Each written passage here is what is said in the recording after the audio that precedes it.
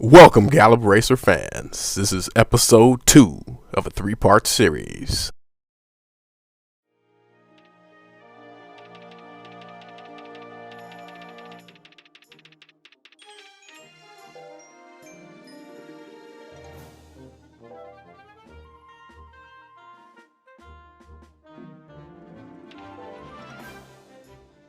Alright, now we could take a look at Suited Dirt. Nothing too special about this horse that I remember, but may have been used to create another horse. But again, as you can see, I did use a horse with a minus ability in the lineage.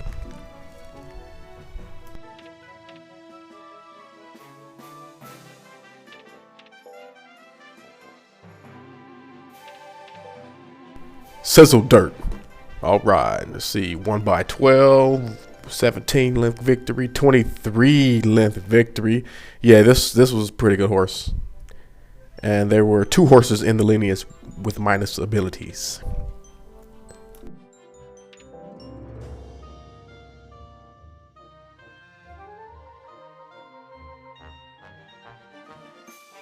You should really evaluate your horses and be critical of the horse's strong and weak points. And breed for the conditions of the race you want the horse to compete in. Don't breed trying to correct imperfections or negative traits unless you really think you can breed that perfect horse and you're not concerned with racing too much. I'm sure a lot of you had to go back to the drawing board during the Field of Legend if you tried to compete in that. It took me 8 tries to go back and finally beat the Field of Legend. Once you think you have that perfect horse, you find out no, he doesn't run the same clockwise as he does counterclockwise, or you have that distance runner, but he can't handle the inclines or downhills. I mean, you'll know what I mean if you try to beat this and you have not done so yet.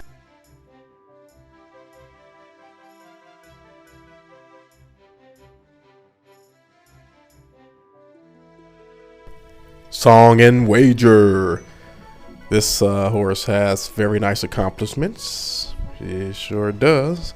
Went ahead and took Goodbye Jim and made it up with Stretch Man. How do we get Stretch Man? We go with Desert Derby, mating with Run You in the Ground.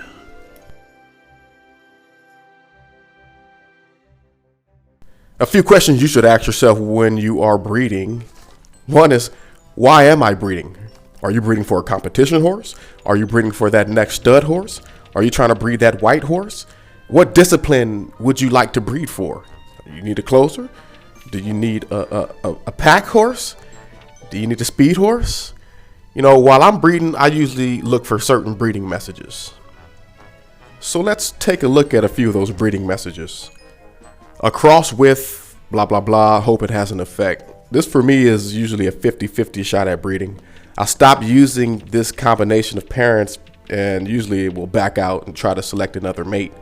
It's probably good to use this if you want to race the horse quickly to retire it, just to use the line of the horse, the strong genes. The horse might not be able to run up the track, but may have impressive, very impressive genes. Speedy, here's my sprinter right here. You go ahead and take Vast Delight. Made with Answer to Me. Again, minuses on both sides in the lineage.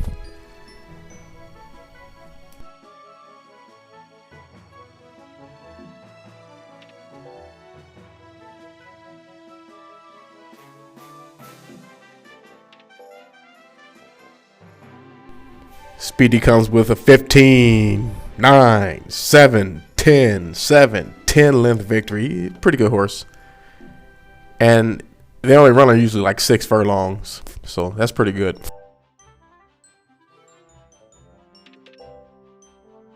That brings me to another point. Usually I race a horse to get the feel of the horse. He might not be a very good horse on the track, but his lines are very impressive.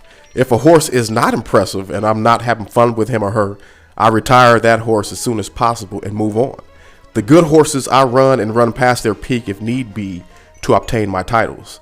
I have absolutely no clue if racing horses past their peak can affect their breeding ability, but that's something I'm going to try out next, so we'll see.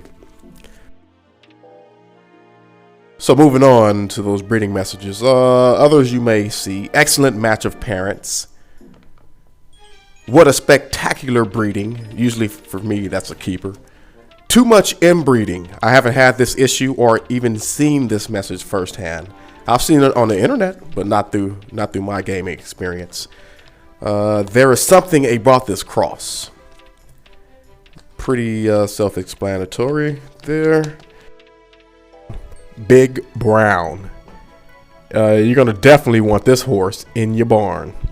He won over 50 races in a row. This is my 55 winner without even trying. Came from let's see, Sizzle Dirt and Suited Dirt. We'll have to actually take a look at this real quick. Now, Big Brown never wanted to let a horse get in front of him and stretch. Check out these titles. Yeah, see, 55 winner. 55. Yeah, so Sizzle Dirt and Suited Dirt, which created Rags to Riches. Then you made Rags to Riches with Vast Delight to get Richie Rich. Then made Richie Rich with Kinky Plum. And again, you see minus traits across both sides of the family.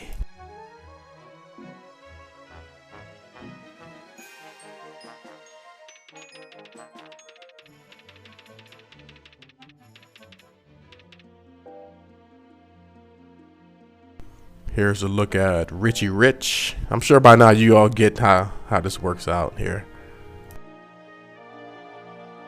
All messages. I wonder if he'll be ready for the classic. This one will grow slowly. Those are those late bloomers. Best suited for, or I bet this will run well on whatever surface. Run them into the ground. This is a very good indication that you may have a monster in your hands. It's a horse that can win 3 G1 races in 3 consecutive weeks.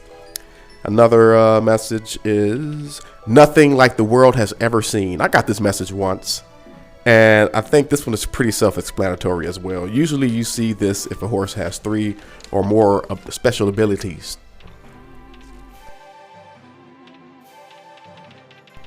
So that would probably conclude the view of the pedigrees in KslowW stable.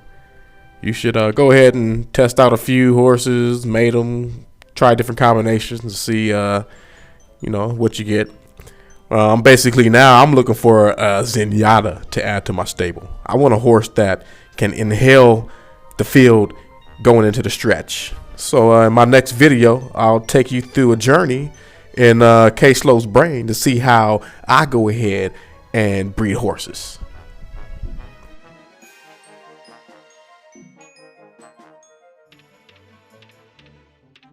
So that concludes episode 2 from KslowW, how to breed a super horse. We'll go ahead and jump into that action in the next video. See you guys in a minute.